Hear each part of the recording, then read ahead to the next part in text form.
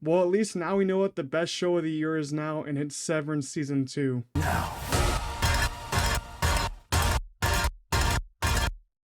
Goodbye, Marcus. Wait! What's up, everyone? Welcome back to the channel. Today I'll be doing a spoiler review of Severance Season 2, so make sure you do leave a like and watch to the end because we have a lot to talk about here, and I mostly want to keep the discussion on the finale because it just aired, and no hyperbole here, it might be one of the best episodes of television that I've ever seen in my whole entire life, and combine that with this whole entire season, which is one of the best seasons of TV I have seen in a long time, probably since Shogun Season 1 of last year.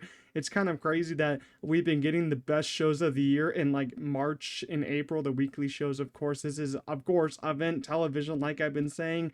Apple has been serving us some good stuff over the past couple months.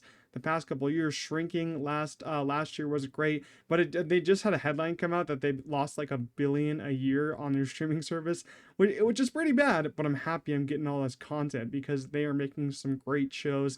And I mean, this whole show is a masterpiece, but that finale was just sensational on all fronts. Just like in the 4th episode of the season, in 7th episode, this last episode served as a more emotional episode compared to story. But don't get me wrong, it does progress the story pretty far, as it was just announced that season 3 has now been greenlit, and hopefully we won't have to wait 3 more years to get it. I think Ben Stiller said it won't take 3 years. It probably will be about 2 or 2.5, but still, this was a really emotional episode. There's still a lot of questions to be asked, but we did get a lot of stuff answered. So there's still a lot of story going on here, but it was more emotion than story, if you get what I mean. And the finale, you know, it began right where the last episode left off, with Mark at the birthing cabin with Miss Cobell and his sister. And what happens here is one of my favorite, scenes of the whole entire show, because it's where Mark S., finally gets to talk to his Audi, Mark Scott, whose goal for him is to tell his innie to go rescue Gemma from the testing floor, as, she's about to die after, Mark S., his innie, finishes Cold Harbor. But Mark S., he's having a tough time with this. They go back and forth, and how this happens is the birthing cabin is like a kind of another severed floor. When Mark steps into the cabin, he becomes Mark S. When he steps out, comes Mark Scout. So it's a lot of conversation stuff here. They have to record each message, and they watch each message. I thought that was a really cool scene to have them talk to each other. But yeah, Mark S., he doesn't want to do it because to him it's like he's gonna die if he does that. Mark Scout wants to be just with his wife again. He doesn't want to go back down there. He just wants to be with his wife. And, to him, Gemma is just Miss Casey, his therapist. He doesn't really care about her. He doesn't really want to go help her. And he also found someone down there that he loves, which is Helly R., also known as Helena Egan. So for him, it's like doing a big chore for Mark Scout that won't really help Mark S. at all. And what's really scary here is that Mark S., he's been building a new innie for Gemma with every file that he's completed. The files that he's been working on the computer are for Gemma right here. That's crazy to me. And Cold Harbor was his 25th and final file. Like, imagine that. Imagine you have 25 different innies. I mean, that episode 7 with Gemma down there on each testing floor, on each different thing, having an innie for each different one, like the dentist, all that, the other different things. That's crazy to me to have innies for each one of those different tasks. I was like, that's a scary episode, man.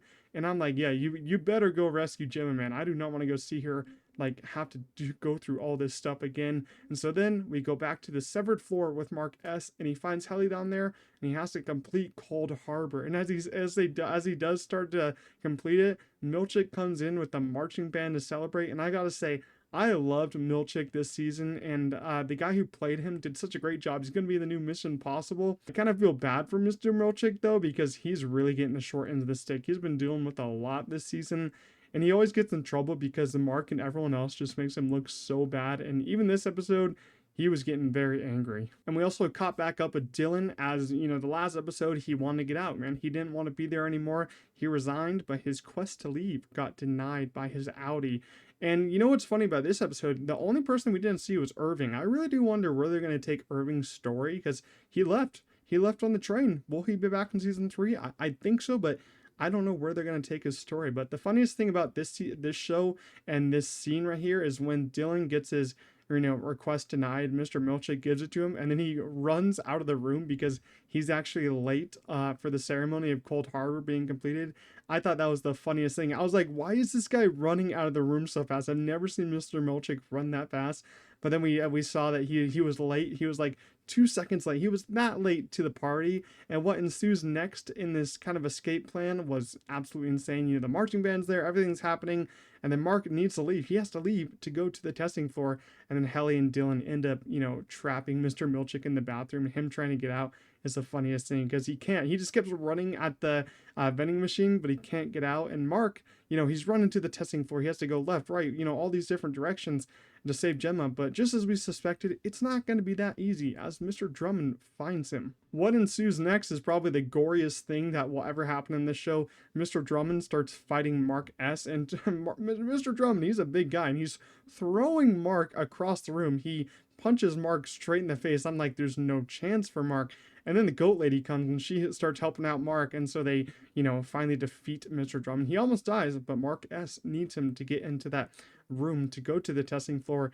And then what happens after that is, is something I wasn't expecting. Mark S., when he goes down to the testing floor, if you don't remember, the severed floor is its own thing, but Mark S. goes back down, and then he basically turns back into his Audi. So that kind of happened with Gemma in episode 7.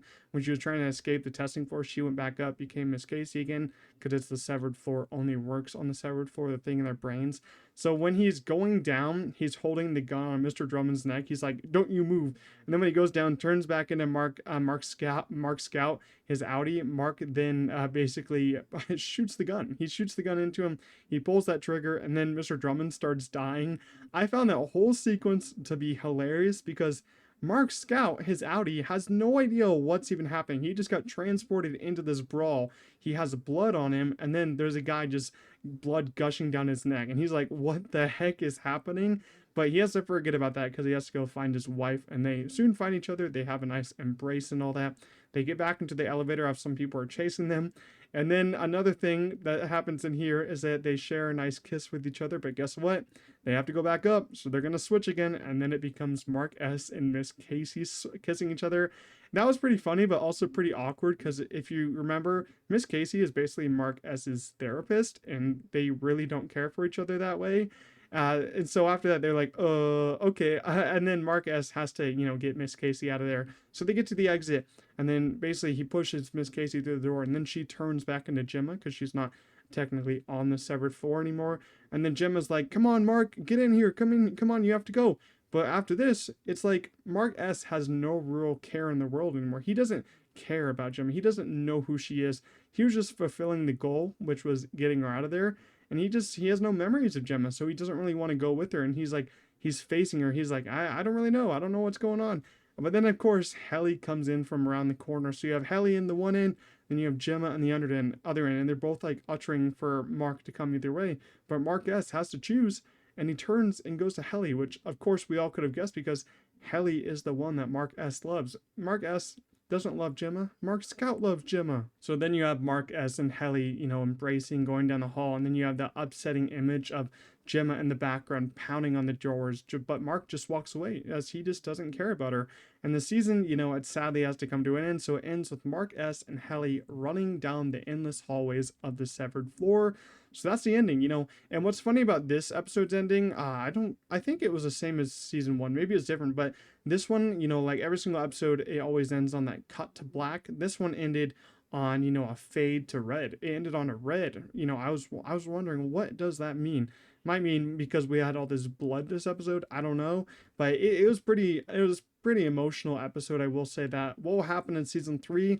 I have no idea, as this really ended in a place where not everything is resolved, just a couple things.